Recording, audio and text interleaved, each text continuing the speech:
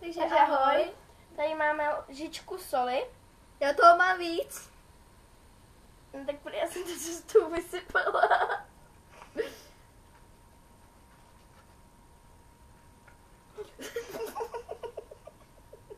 Normálně.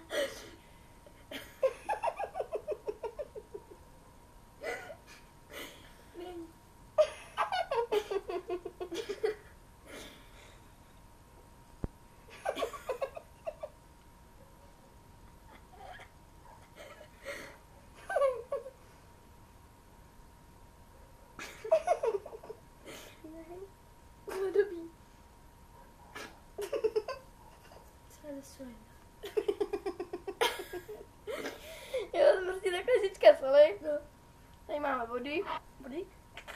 No už si jako chytím, protože já to do toho budu plivat. Ty si kretne. Pak to musíš vypít. No taky. No, takže...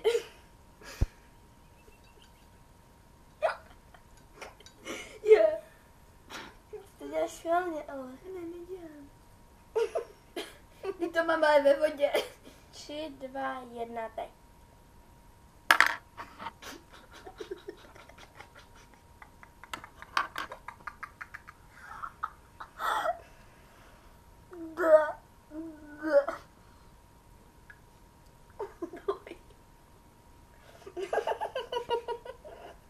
Tak vypadá voda v moři, jestli jste ještě neviděli.